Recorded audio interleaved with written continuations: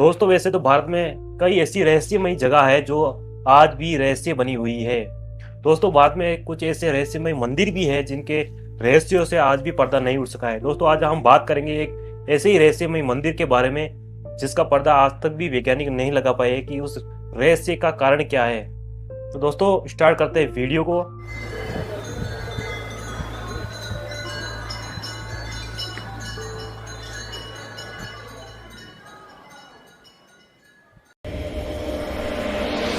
दोस्तों भारत के केरल राज्य में स्थित तिरुवनंतपुरम में पद्मनाभस्वामी नाम का मंदिर है जो कि भगवान विष्णु को समर्पित है।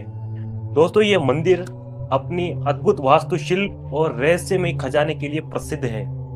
यह स्थान केवल एक आस्था का केंद्र नहीं बल्कि इतिहास, खजाने और रहस्यों से भरा एक ऐसा मंदिर है जो कि दुनिया भर के शोधकर्ताओं और लोगों को अपनी तरफ आकर्षित करता है।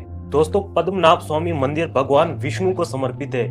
इसमें भगवान विष्णु की एक विशालकाय मूर्ति स्थित है जिसमें 12,008 शालिग्राम है जिसको नेपाल की गंडकी नदी के किनारे से लाया गया था। श्री पद्मनाभ स्वामी मंदिर का गर्भगृह एक चट्टान पर स्थित है और इसकी जो मुख्य प्रतिमा है, जो भगवान विष्णु की प्रतिमा है, वो 18 फीट लंबी प्रतिमा है। इस मूर्ति को 3 दरवाजों से देखा जा सकता है।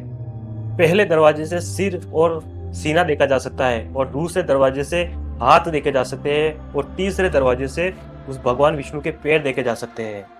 दोस्तों ऐसी मान्यता है कि सबसे पहले इस स्थान पर भगवान विष्णु की एक मूर्ति मिली, उसके बाद इसी स्थान पर इस भगवान विष्णु का मंदिर बना दिया गया जिसे पद्मनाभ स्वामी मंदिर के नाम से आज जाना जाता है। दोस्तों इस मंदिर के गर्भगृह में भगवान विष्णु की विशाल प्रतिमा विराजमान है जिसे देखने के लिए देश दुनिया से हजारों की संख्या में भक्त यहाँ पर पहुंचते हैं। इस प्रतिमा में भगवान विष्णु शेषनाग पर एक शयन मुद्रा के अंदर विराजमान है। दोस्तों ऐसी मान्यता है कि तिरुवनंतपुरम का नाम जो है भगवान के अनंत नाग के नाम पर ही रखा गया था।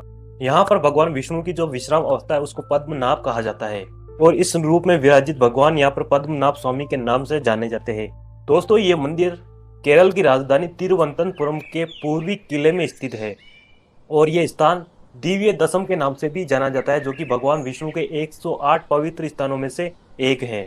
और दोस्तों इसका उल्लेख जो है तमिल संतों द्वारा लिखी गई पांडुलिपियों के अंदर इसका उल्लेख मिलता है। इस मंदिर के जो प्रमुख देवता हैं जो विष्णु जी है, जो भुजंग सर्प अनंत नाग पर लेटे हुए हैं। दोस्तों इस मंदिर का जो इतिहास है वो 8वीं शताब्दी से जुड़ा हुआ है जिसे त्रावणकोर के राजाओं ने इसे पुनर्निर्मित करवाया था। 1750 ईस्वी में त्रावणकोर के महाराजा मार्तंड वर्मा ने इसका पुनर्निर्माण करवाया था। 1750 में राजा मार्तंड वर्मा ने इसको पद्मनाभ स्वामी को ही समर्पित कर दिया और खुद को पद्मनाभ का दास घोषित कर दिया। इस मंदिर के निर्माण में द्रविड़ शैली और केरल शैली का मिला जुला उपयोग किया गया है। यह मंदिर तब से त्रावणकोर के शाही वंशजों द्वारा संचालित होता रहा है। मार्तंड वर्मा ने ही इस मंदिर के अंदर मूर्जपम और भद्र दीपम जैसे त्योहारों की शुरुआत की थी।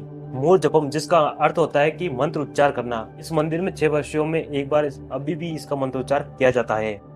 दोस्तों अब बात करते हैं मंदिर के उस रहस्यमयी दरवाजों के बारे में जो आज तक भी रहस्य बने हुए हैं।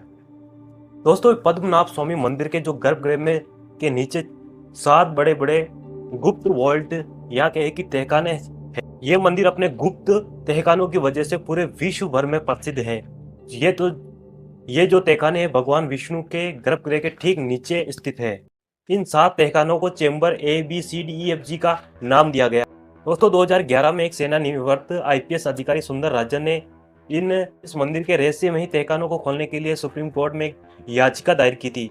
इस याचिका के बाद 2011 में सुप्रीम कोर्ट ने एक कमेटी गठित की जिनको इन 7 रहस्यमयी दरवाजों को खोलने का काम सौंपा गया। सुप्रीम कोर्ट के द्वारा गठित 7 सदस्यों की टीम ने जब इन तहखानों की तलाशी ली तो उन्होंने पाया कि ये तहखाने लोहे के दरवाजे से बने हुए थे। जब सुप्रीम कोर्ट के आदेश पर जब एक के बाद एक इन 6 तहखानों को खोला गया तो इनमें मिलने वाले खजाने को देखकर सब हैरान और भौचक्के रह गए, क्योंकि इन दरवाजों के पीछे बहुमूल्य हीरे जवाहरात, महंगे महंगे सोने चांदी के बर्तन, महंगे आभूषण, शुद्ध सोने के सिक्के और कई दस्तावेज भी मिले हैं।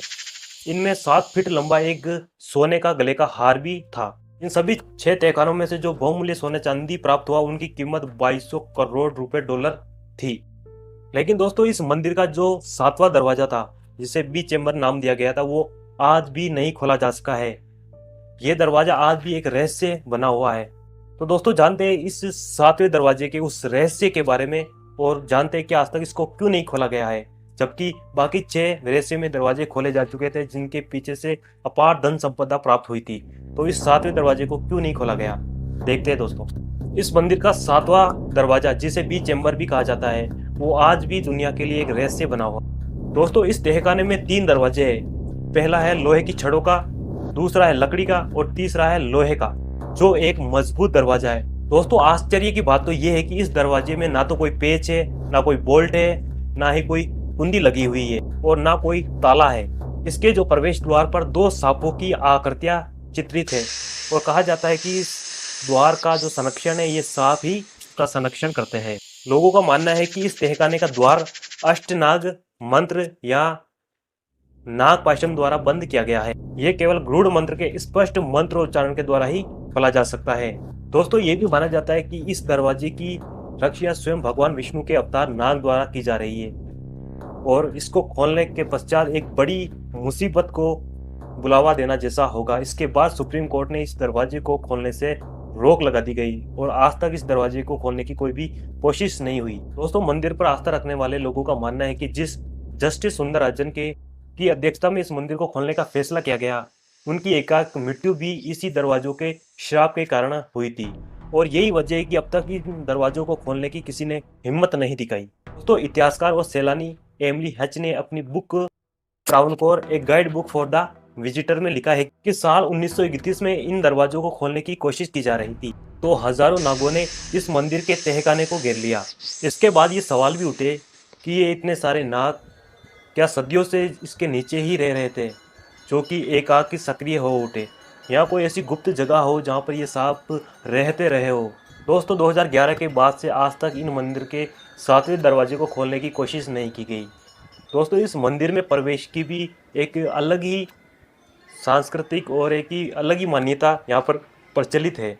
इस मंदिर के अंदर स्त्रियों को साड़ी और पुरुषों को धोती पहनना अनिवार्य कर रखा है, और इस मंदिर में केवल उन्हीं लोगों को प्रवेश दिया जाता है जो कि हिंदू हो। ये मंदिर केवल हिंदुओं के प्रवेश के लिए ही है, बाकी किसी अन्य को इसके अंदर प्रवेश नहीं दिया जाता है। इस मंदिर के अंदर हर वर्ष सिर्फ 2 ही उत्सवों का आयोजन किया जाता है, जिनमें एक मार्च अप्रैल में और दूसरा अक्टूबर नवंबर में मनाया जाता है। इन वार्षिक उत्सव में लाखों की संख्या में भक्तजन आते हैं और भगवान पद्मनाभ स्वामी से सुख शांति की कामना करते हैं। तो ये थी दोस्तों पद्मनाभ स्वामी मंदिर के उस 7वें तहखाने के रहस्य की कहानी। क्या दोस्तों कभी ये 7वें नंबर का तहखाना कभी खोला जाएगा, या हमेशा हमारे लिए ये 7वें नंबर का चेम्बर या कहे कि तहखाना हमेशा एक रहस्य ही बना रहेगा? ये तो दोस्तों आने वाले समय में ही पता पड़ेगा। तो दोस्तों ये वीडियो आपको कैसी लगी? अगर ये वीडियो आपको अच्छी लगी और आपको लगता है कि इस वीडियो के माध्यम से आपके ज्ञान में थोड़ी सी भी वृद्धि हुई हो, तो दोस्तों इस चैनल को जरूर सब्सक्राइब कर देना, क्योंकि ऐसी ही इंफॉर्मेटिव वीडियो मैं आपके लिए लेकर आता रहता हूँ। धन्यवाद दोस्तों।